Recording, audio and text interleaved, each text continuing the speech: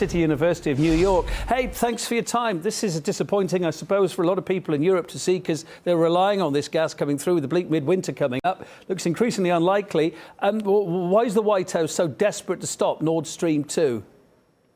Good afternoon, Kevin. This is part of the ramping up of economic, military, and diplomatic pressure on Russia. It's NATO and the U.S. that continue to encroach upon Russia's borders. The absolute hypocrisy that's on display here with Blinken and Biden's threats to try to cripple the Russian economy. Imagine if it was Russia surrounding the United States the way that NATO and the U.S.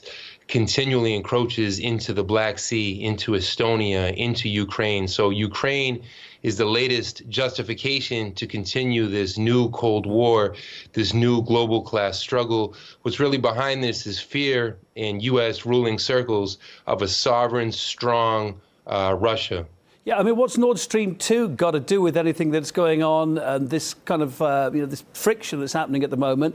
This is a purely commercial thing designed to bring much needed gas through a pipe under the sea to Europe.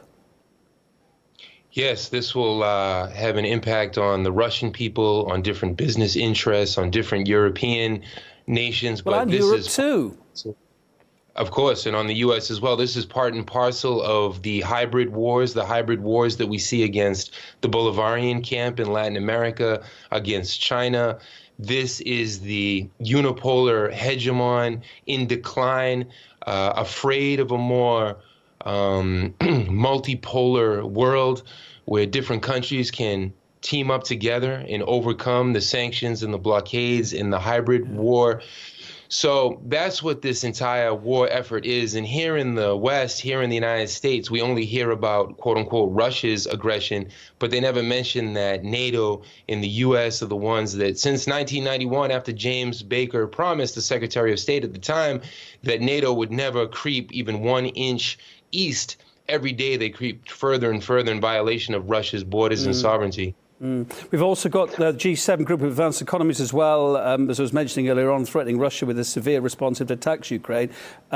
These threats themselves are pretty dangerous. And again, Russia has said it's got no intention of doing anything like that. And the troops it's got are on its own borders. It can do what it likes within its own borders. Why this rhetoric tonight?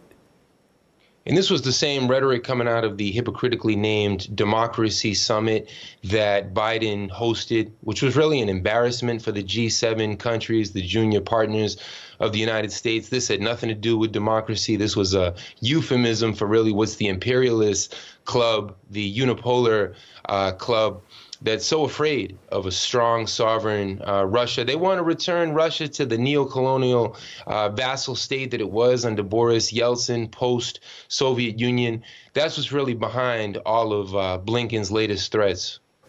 Daniel Shaw, professor at the City University of New York, thank you. Thank you, Kevin. A dark day for journalists.